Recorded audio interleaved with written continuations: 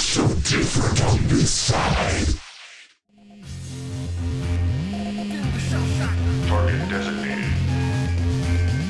Nuclear launch detected. Detected. Clear under attack. Prepare to die. Energy and frequency and research. Non-vigilant. Energy and frequency and energy and structure.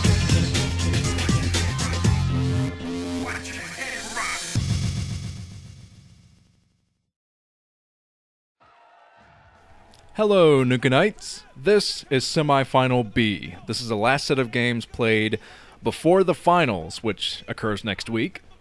So I've had a full week to pace awkwardly, nervously, sit in the corner, rocking back and forth in the fetal position, because Stork, my favorite player, will be playing yet again for a spot in the finals. And Stork was in this position last season, playing against Jaedong in the semifinals, and he took Jaedong over 5 games but ended up losing. But Modesty is not Jaedong, so I'd say that Stork's chances in this semifinal are pretty darn good. Although I've kind of, I've had to psych myself into believing that if Stork loses, it's all going to be okay. It's going to be okay, Nuke. If Modesty wins, it's going to be alright. Where's my ice cream? I've got a pint of Ben & Jerry's ready, no matter what happens. But it looks like we're getting ready to start. Yeah, this is a semifinal that Stork wanted. He was interviewed after his first game against Haya. He won 1 game in the round of 8, and they were asking him about his semifinal. That probably made Haya a little bit PO'd. But Stork said, yeah, I'd rather play Modesty. I don't want to have to deal with Cal. And I don't blame him. That would have been a very tough semifinal. Except, sound like a snake, up at the 12 o'clock position, and purple is Modesty. Our round of 4 Zerg still remaining. And down at the 8 o'clock position in red is Stork. But yeah, like I said, Stork wanted this semifinal. He didn't want to play Cal because Stork's PvP lately has not been his best matchup. He's been playing very well in his Protoss versus Protoss, but that doesn't mean he could take down Cal in a best-of-5 series. He's played Cal in a best-of-5 before and lost, so he didn't want to have to deal with that again. So he said, yeah, I definitely want to play Modesty instead of Cal, and he got his wish. And yes, I've been talking to a lot of people since, well, since the semifinals was kind of lined up, and people in the IRC and chatting with some people, and they've been saying, you know, Modesty, this is so weird to see Modesty in the semifinal. I mean, what is Modesty doing here? He's a pretty good Zerg, but I don't know, semifinals for the best of the best. It's very strange. And actually, it's not that strange. I've been casting a lot of OSLs, and in almost every OSL there's a Zerg that breaks out. A Zerg player that breaks out, no one expects to do anything, and they end up getting to the semifinal.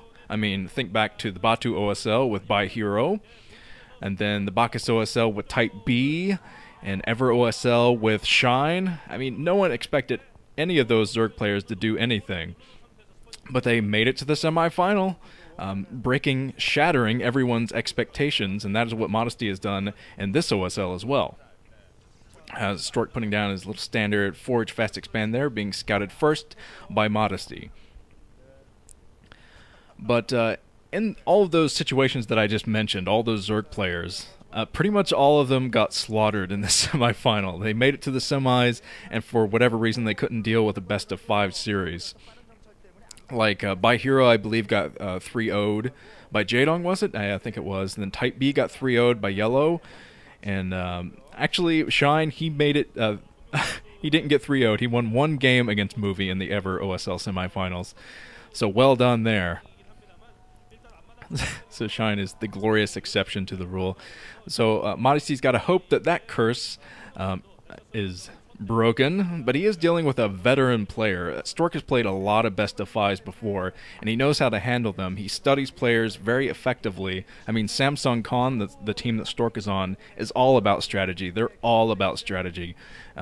They plan out builds that work so well in Pro League and these individual leagues. Con is a very strange team, and that's probably why they're one of my favorite teams, is because they work so differently than any other team.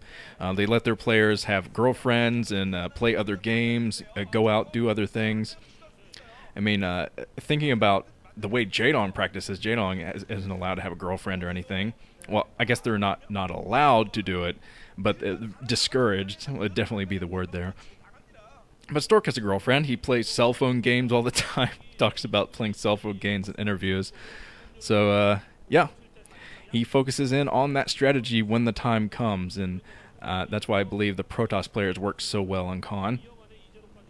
It's very conducive to the low APM players, which Protoss players generally are, except for maybe Bisu. He averages about 400 APM. Stork averages about 250, 300 on a good day. But Stork has built 2 cannons at the front. He doesn't have his Zealot out yet to block, but it looks like he's learned from his best of 5 series against Jaedong. In the last semifinal, he played pretty greedy against Jaedong. In his first and last game, he only built 1 cannon and tried to take advantage of the fact that he only had 1 cannon. He put down buildings faster, put down a gateway faster, cybernetic core faster, and Jaedong punished him for it by going for all-in Zerglings, basically, in both the first and last games.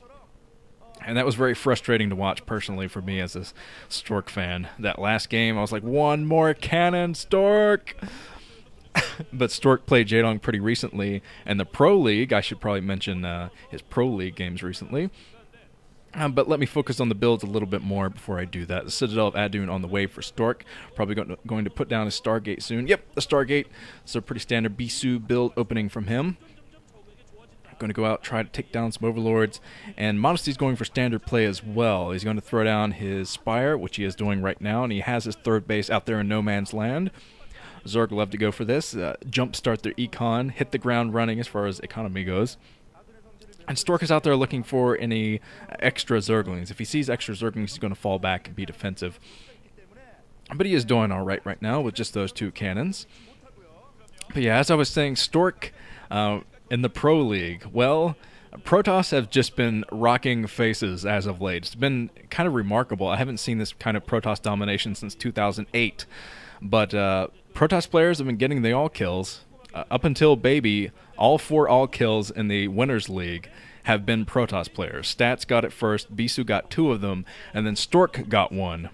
An all kill against Hwaseon Oz, I believe it was, because he played Jaedong. Was that the same thing? But I remember him beating Jaedong in the Winners League, so close to the same thing. It probably was that all kill.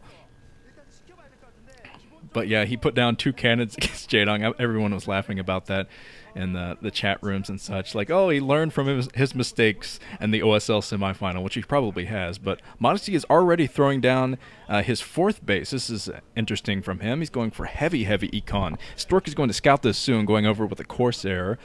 Is going to look around for that. Oh, Stork deciding to go for the Overlord first. I hope this doesn't slow down his scouting, because he needs to scout that 4th base immediately. But Stork already preparing inside of his main, putting down a cannon just in case Modesty should go for Mutalisk, because Stork hasn't seen anything yet. He hasn't seen the Hydralisk or anything. So he's going to prepare for Mutas if they are coming. The Scourge! Oh, taking down the first Corsair. That's a very early loss for Stork. That's going to hurt him a lot, especially if Modesty is going for a Mutalisk opening. And which he probably is. Going for the 4th base like this, he's going to give himself some maneuverability out there, put on the pressure, possibly with Mutas. I haven't seen any Hydras yet, but Stork coming in here with the Dark Templar, 2 Dark Templar, and the rest of his Zealots, so he might be able to cause a lot of damage. There's absolutely no units whatsoever for Modesty down here. He built 2 Sunken Colonies, but those are going to be completely destroyed. He didn't have an Overlord in. The Sloverlord. Yeah, another Overlord sound there, but Sloverlord making his way down, but Modesty pumping another Overlord, but it might be a little bit too late. Stork fighting back here. He's going to try to take down the Hydralisk Den. He might be able to do it too if he focuses in on that Hydralisk Den. He's trying to snipe a couple more drones, but he's really positioned himself in here. He kind of abandoned the Hydralisk Den, actually. He's just wedging himself down here at this base, and this is where the 4th base is for Modesty too, so Modesty might be in trouble as far as that goes. But Stork taking down the Sunken Colony, and he is coming in with some I'm not sure if he has any more reinforcements that are going to come down, but he has a pretty sizable force already down at that 5 o'clock position. He takes down the Hydralisk Den, and he might focus in on this hatchery soon. So Modesty pumping nothing but Zerglings to clean this up. He should be able to clean it up eventually, but this is going to cost him a lot. Yeah, it did cost him a lot. It cost him his Hydralisk Den. So he's almost going to be forced to go for Mutalisk, and he could be playing right in the Stork's hands as far as that goes, because he had to rebuild his Hydralisk Den. If he was researching lurker tech, or something like that, his game plan is completely destroyed, because he probably wouldn't have been able to upgrade that in time. So we're going to see if he puts down the Hydralisk again, the Hydralisk Den again, and tries to go for that upgrade. But yeah, I'd say expect Mutalisk now that he's pumping so many Zerglings. He's going to be saving up a lot of gas, and he could definitely put that to Mutas. But he has his evolution chamber up there. I don't see the Hydralisk Den anywhere. The observers are looking around. They can't find it either. And Modesty doesn't even have that 4th base up and running yet. So Stork, I believe that Stork is putting down his 3rd, working up towards that at the 10 o'clock base. But Stork is coming down here with a couple of Archons. Looks like he is anticipating Mutas as well. That's going to give him a lot of splash assistance as far as the Zerglings go, too. With a pretty small force, and I don't think the Stork's going to be able to break through, but he might be able to cause some damage. Oh, taking down 2 Overlords that were stacked. That was, yikes.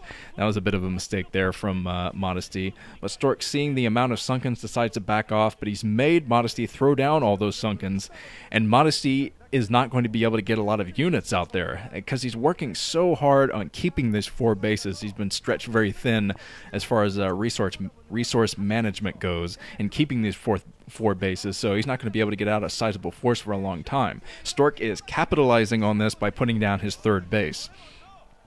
Very smart, very good adaptation to what Modesty is going for. Alright, Modesty running around with a few Zerglings. He doesn't have much else out. In fact, he has nothing else out, really, because he is working up his economy. His mineral intake is dwindling, but he has saved up a lot of gas. Looking at his gas counter, he's at 1,300 gas, so he's saving up for something big, but he doesn't have anything out yet. But Stork has grouped up so many Corsairs, he's decided to go out Overlord hunting, I think. He's going to go for the Overlords. But Stork coming in here with a pretty sizable force. He still has that Archon in. And Modesty, look at how many sunken colonies he's building. It looks a bit ridiculous, but this is exactly what Modesty needs to do. Going for 4 bases is a risky build, and you have to defend it at all costs. And that's what he's doing, throwing down all of his static defenses so he can work up his freaking economy, but he has no anti-air, no means of anti-air. That's going to hurt him a lot. He built a spore colony there. He's going to try to get most of his overlords around the spore colony, but he's losing so many overlords in the process. He is supply blocked now, 63 over 46 population, but he has saturated his 4th base. He's starting to saturate his bases, which means he'll be able to pump some mutas or whatever is going to use that gas. What else could it be other than mutas that would use that much gas? Well, I guess he could go for 4 base ultras or something, but he needs some kind of anti-air. He needs to take the skies, basically, of Aztec. And Stork, seeing that there's no units out, he's like, why not? I'll take a 4th base, why not? He won't be able to do anything about it. And it looks like Stork is upgrading. Is that +1 attack for the Corsairs? I think it might have been, if they don't have that already. I'd be surprised if they don't, but yeah, Modesty has saturated all of his bases. He has his economy rocking now, so he can actually pump some units. Good for you, Modesty. He is going for mutas, making use of all the gas he had stored in the tank. No telling what his original strategy was, but the taking down the Hydralisk Den like Stork did kind of forced his hand, basically, as far as what build he was going to use. But Stork has put cannons everywhere, and it looks like he's going to move out soon with a shuttle. Not sure what he has in that shuttle, if he has his robotic support bay or not. But we're going to find out soon. It could be some storm drops. He already has a High Templar out, obviously, so he could be going for some storm drops. So Stork is moving up there. He's going to go for a harassment, I think. inside of the main. What's he going to do? He's coming in here right now. The Scourge looking for something, but no, just dropping a bunch of Zealots inside the main. I've seen a lot of Protoss players go for this kind of strategy recently, but Modesty's deciding to go for a counterattack here, going straight into the main. He's going to try to take out all of the cannons. So Stork very smartly running all of his probes away, and there are plenty of Scourge in the area, so Stork has got to be careful. He's got to focus on the Scourge. If he focuses in on the Scourge, he might be able to take this down, and I think he did melt most of the Scourge that were left there. And now these this 4 Zealot attack inside the main is going to... Oh, man, Stork is going to ferry some more troops in. I think more Zealots. Yeah, he's just ferrying some more Zealots inside that main. And this is going to be a pain. Huge pain. And I'm not sure if Modesty can actually deal with this unless he pulls back with all of his mutas. But he's kind of falling into Stork's trap because Stork is anticipating all the mutas running back. And he's going to melt them with the Corsairs. Oh, so many Corsairs coming in here. And Modesty going for a gambit here to land all of his Scourge on this. But Stork getting rid of all the Scourge, and he has the splash damage Corsairs, which are going to melt the mutas. And that's going to destroy Modesty's primary force. But Modesty still has plenty of mutas out there, and Stork's Corsair count is actually kind of dwindling. He doesn't have a whole lot of Corsairs left, so he's got to kind of regroup, get some more Corsairs grouped together, but he's done a significant blow to Modesty's economy. Not to mention the fact that Stork has been macroing up this entire time. He's working off of 4 bases, very comfortably working off of those 4. While Modesty is still at 4, you can't let a Protoss player get more bases than you when you're a Zerg, because that is just suicide. The Protoss player would absolutely roll you. And the Corsair is chasing away the mutas, but Modesty very smartly has a lot of Scourge in here, huge Scourge trap, looking for more Corsairs so he can take the skies. And deciding to go back into the main to harass that. Stork has got to run away yet again with his probes. And there's a whole lot of Scourge. Man, it's a lot of Scourge to tackle the Corsair threat. But he's built so many Scourge that he's actually... not many mutas are out now. There's way more Scourge than Mutalists out in the air.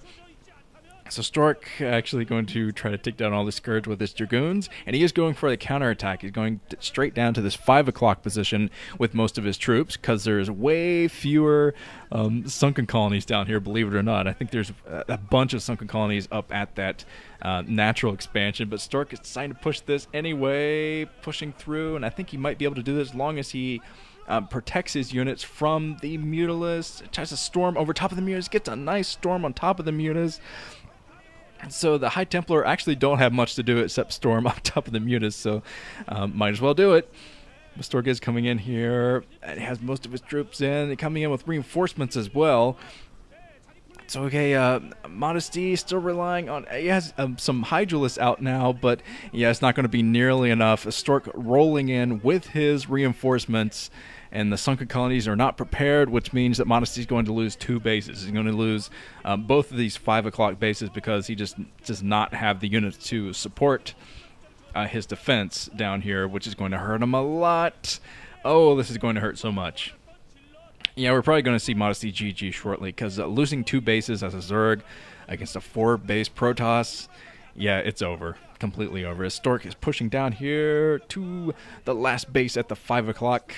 Modesty streaming down with some Zerglings. If he gets a surround, he might be able to take down at least the Dragoons with the Zerglings, but everything else is going to be almost impossible to take down because the Archons are going to splash the Zerglings, and the Zerglings are going to surround the Archon, take a couple of splash hits, and all die immediately. So Stork rally pointing everything down to this 5 o'clock. Yep, there's the GG from Modesty. Completely outplayed in that game.